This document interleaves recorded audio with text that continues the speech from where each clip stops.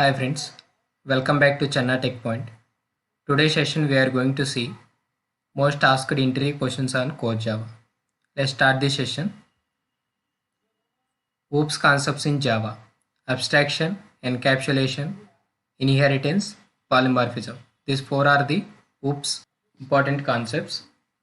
Abstraction. Abstraction is a process of hiding the implementation details and showing only functionality to the users. It will hide the unnecessary data. It will show only necessary data to the users. There are two ways to achieve the abstraction in Java. One is abstract class, second one is interface. We can achieve the abstraction 100% with the help of interface. Second one, encapsulation.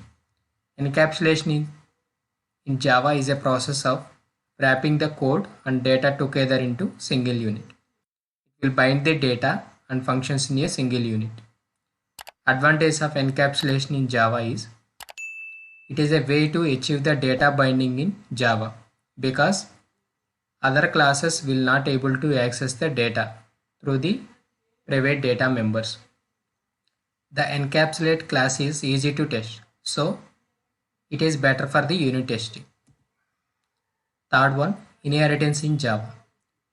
Inheritance in Java is a mechanism in which one object acquires all the properties and behaviors of a parent class. It will acquire all the properties from the parent class. Why we are using inheritance in Java? The advantage of inheritance is code extendability and code reusability. Fourth one, polymorphism in Java. Polymorphism in Java is a concept by which we can perform a single action in different ways. There are two types of polymorphisms in Java. One is compile time polymorphism. Second one is runtime polymorphism. We can perform polymorphism in Java by method overloading and method overriding. Next one, what is the JIT compiler? JIT compiler helps to improve the performance of the Java programs by compiling the bytecode into negative mission code at the runtime. Java using compiler and interpreter both.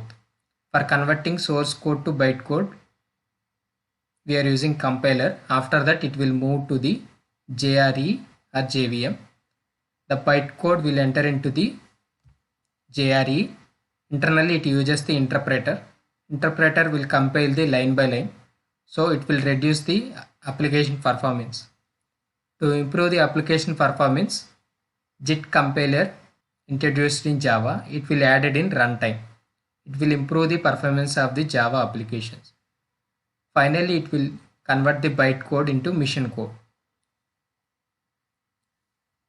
Next one, why Java is not 100% object oriented? Java is not pure object oriented language because it supports the primitive data types such as boolean, byte, char, int, float, double, long, short. These are all primitive data types. To make them object oriented, we have wrapper classes which actually wrap the primitive data types into an object for the particular class. That's why Java is not 100% object oriented. What is a strict FP keyword in Java? Strict FP is a keyword in Java used for restricting floating point calculations and ensuring same result on every platform while performing the operations in floating point variables. It was introduced in Java version 1.2. Next one, why pointers are not used in Java? They are unsafe. Moreover, increase the complexity of the program, and since Java is known for the simplicity of code, adding the concept of pointers, it will be contradicting. Since JVM will be responsible for implicit memory allocation, in order to avoid direct access to memory by user, pointers are removed from the Java. Next one, what is a marker interface? A marker interface that does not contain methods, fields and constants is known as a marker interface. In other words, we can say an empty interface is known as marker interface. Examples of the marker interface are serializable, clonable and remote interface. Here I am defining one syntax for the serializable. Uses of marker interface is marker interface used as a tag that informs the Java compiler by messaging that it can add some special behavior to the class implementing it. It will just intimate to the Java compiler the marker interface is having special behavior. Next one. Can we override the private or static methods in Java? You cannot override the private and static methods in Java. You cannot override private method in subclass because it cannot accessible there. You can do it, create another private method with the same name in the child class. If you create the similar method with the same return type and same method arguments in the child class, then it will hide the super class data. It is normally known as the method hiding. Next one. Does finally always execute in Java? No, not in the following cases. Whenever the system.exit function will call, finally not executed.